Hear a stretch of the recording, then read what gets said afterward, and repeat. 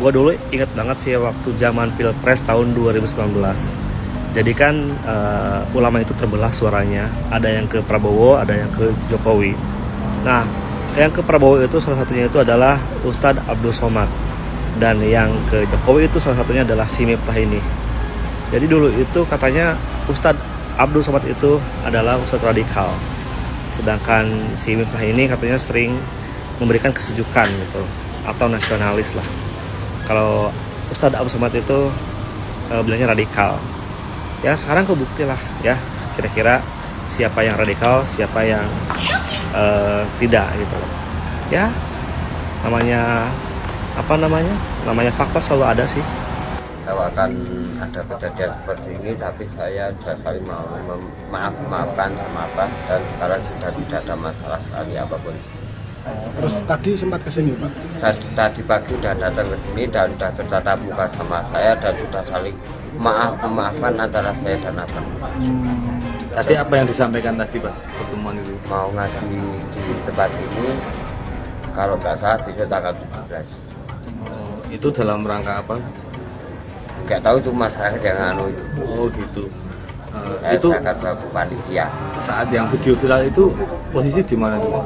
Itu mungkin Di mungkin saat selawatan atau apa? selawatan antara bin Zaidan sama apa? Pak, pas kejadian itu jenengan gimana Pak? Tersinggung nggak Pak? Ya kayak tersinggung, tapi gimana saya lagi masuk kalau ada suara kayak gitu, tapi saya nggak apa-apa, itu udah terbiasa itu Pak. Udah biasa ya. Oh, yang bikin ini ya bukan saya, bangunan dari saya, tapi saya tahu itu ya tadi malam itu di rumah sini banyak orang. Lu dia nopo bilang-bilang bertanya, mau tuh salaman gue bilang-bilang, mau mengucapkan selamat kali bro. Aku betul ngertos udah gitu. Nggak nyangka jadi ram. Betul kayak viral kayak gini nggak nyangka, tidak punya prasangka kayak gini. Pak, dengan kejadian ini Pak, hikmah yang diambil apa? Apa Pak? Hikmah yang diambil gimana Pak? Ya saya dapat rezeki dari mana-mana, nggak nyangka ini. Bersyukur intinya Pak. Saya bersyukur, berterima kasih kepada semua pihak kepada saya. Terus kedepannya nih gimana Pak? Mau tetap jualan? Nah, saya tetap masih mau berjualan, entah itu kuliner atau entah saya mangkal, itu tidak tahu. Yang penting saya berusaha semaksimal mungkin saya tetap kembali ke jualan lagi. Soalnya saya mau berkumpul-kumpul sama teman-teman yang sudah jadi satu sama saya selama 1 tahun itu. Pak, pas dengan di Muket itu beberapa gelas es teh. Apa tercelanya penjual es teh manis? Apa? Apalagi yang membuat saya terenyuh itu orang sekitarnya di panggung itu, Gus Miftah itu terbahak-bahak seolah-olah apa yang dikatakan oleh Miftah jadi lucu. Menghina orang di depan publik dianggap lucu. Ini kan mindset dari orang-orang tidak bermoral. Bukan hanya Miftah yang menurut saya salah, tapi orang-orang sekitarnya itu yang mementertawakan apa yang dikatakan Miftah, yang mengatakan goblok. Esmu udah laku belum? Dijual goblok? Wow, tertawa ngakak, terpingkal-pingkal. Ini adalah ekspresi kemarahan rakyat Indonesia karena melihat seorang penjual es teh manis yang sangat-sangat jujur dihina begitu rupa di depan publik. Apalagi dia pejabat negara. Utusan khusus presiden itu mendapatkan gaji dari negara, mendapatkan fasilitas dari negara. Uangnya dari mana? Dari APBN. APBN uangnya dari mana? Sebagian dari masyarakat, sebagian yang dibayarkan oleh penjual es teh tadi.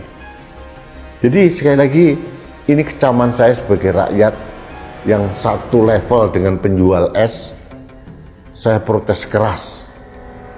Saya minta kepada Presiden Prabowo untuk menegur anak buahnya yang berperilaku seperti Miftah ini. Nggak usah bangga dipanggil Gus. Bung Rocky saat ini sedang heboh banget soal ucapan utusan khusus presiden bidang keberagaman beragama ya, Miftah kerukunan beragama maksud saya, Miftah yang dianggap menghina seorang pedagang es teh asongan. Nah, saya juga ketika lihat videonya, saya cuma bisa geleng-geleng kepala saja. Ya, di dalam bahasa selalu ada hierarki yang kita sebut politik naratif itu. Tanpa kita sadar, kita membanggakan diri sebagai sesuatu yang lebih, atau pihak yang lebih berkuasa. Lalu kita pakai kata-kata yang menindas sifatnya itu. Dan itu menunjukkan secara psikogramatik di kepala kita ada ketidakberesan sebetulnya.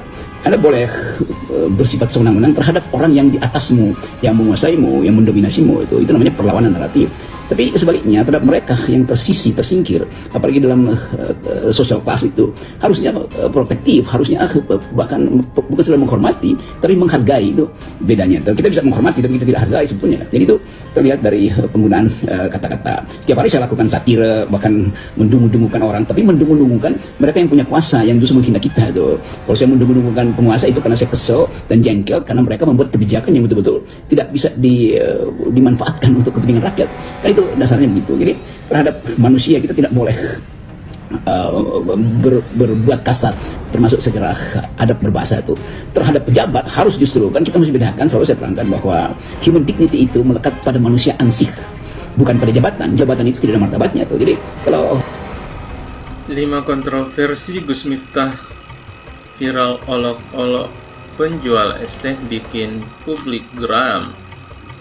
Nama ulama kondang Gus Miftah alias Maulana Habibur Rahman ini sudah sangat mencederai hati seorang penjual es teh. Gus Miftah ini punya ciri khas unik dengan selalu mengenakan surban dan belangkon ya guys ya. Ayah Gus Miftah ini bernama Mrodi. Jadi Gus Miftah ini bukan keturunan dari kiai, kata netizen. Sungguh netizen yang budiman. Deretan tokoh juga mulai kecam Gus Miftah saat mengolok-olok penjual es teh di saat pengajian. Sungguh biadab Gus. Anda ini tidak sesuai dengan kata-katamu yang meneduhkan hati-hati para jamaahmu. Kasihan ini, semoga sadar. Oke, sampai jumpa guys.